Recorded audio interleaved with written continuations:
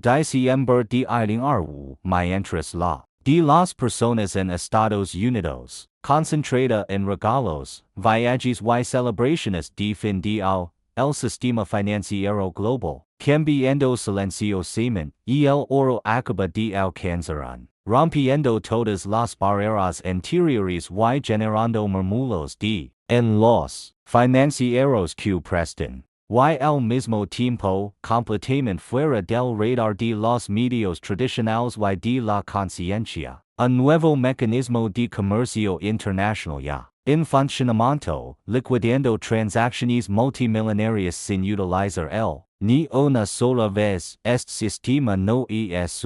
ni una propuesta futurista, y es una realidad tangible que opera en las sombras de la global. No es una criptomoneda, como el Bitcoin, cuya promesa de lucha por encontrar un enclave en el mundo real del comercio, no es una promesa lanzada en una cumbre internacional para generar titulares y luego ser olvidada, y es una estructura real, activa, respaldada parcialmente por una de las reservas de valor antiguas de la humanidad, el oro, por primera vez en desde que los acuerdos de Bretton Woods cimentaron el reinado del. Existe una alternativa funcional y operativa al dominio absoluto del estadounidense y el mundo, presentando, sin saberlo, el nacimiento de un sistema dual que amenaza con redefinir las reglas del poder global durante baja años. El ha sido el indiscutible del sistema financiero global, y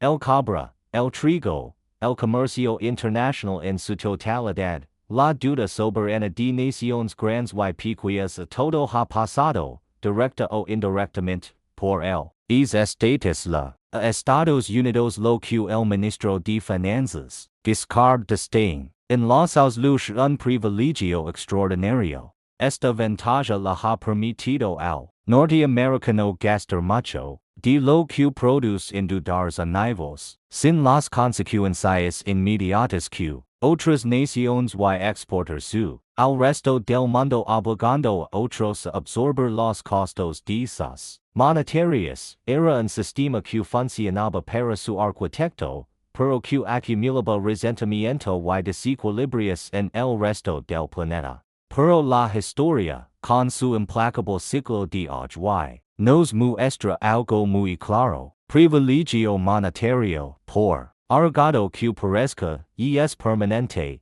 Cada imperio ha tenido su moneda, y cada moneda ha tenido su final. Hoy, en este preciso momento, un grupo de que representa casi la mitad de la mundial y una cada vez mayor del PIB global, construyendo activamente una infraestructura financiera paralela. No lo hacen con discursos grandilocuentes ni amenazas directas. Pues entienden que el poder real no se anuncia, se construye, lo hacen con acciones concretas y cierran acuerdos comerciales bilaterales para intercambiar bienes en sus propias monedas locales, dejando al de la acumulan oro a un ritmo acelerado, repatriando sus reservas de en Londres y Nueva York para guardarlas en sus propios territorios. Y lo importante, desarrollan nuevos sistemas de interbancaria decididos para evitar por el alcance de las sanciones estadounidenses. Las transacciones que fluyen de esta nueva red son relativamente pequeñas con el volumen global y el volumen es limitado, y el sistema, en su infancia. Pero el mensaje es imposible de ignorar. El sistema alternativo ya no es una idea, ya existe, y creciendo cada. Mientras tanto, en una tendencia que los analistas, estudios observan con creciente alarma, los bancos centrales de todo el mundo, comprando oro al ritmo alto desde los años 70, justo antes de que Estados Unidos abandonara el oro. Reservas que antes se casi exclusivamente en bonos del tesoro estadounidense, considerados el activo seguro del mundo, ahora se, diversificando agresivamente hacia el metal prechoso y otras divisas, cada vista de forma aislada parece menor, vend una pequeña de sus bonos otro aumenta sus reservas de oro en un par de toneladas. Pero juntas, estas acciones forman muy claro y inconfundible, una maría silenciosa que se aleja de la playa del. Esto no significa que él vaya a desaparecer mañana, ni que el sistema actual vaya a colapsar de un para otro en un evento. Las monedas de reserva, como los imperios que las respaldan, no colapsan de un para otro. Se debilitan lentamente, de forma casi imperceptible al principio, pierden. En el comercio global, porcentaje a porcentaje, su uso como activo de reserva disminuye gradualmente, y entonces, cuando la confianza es pilar invisible que sostiene todo el edificio, comienza a erosionarse de verdad, el cambio se acelera exponencialmente,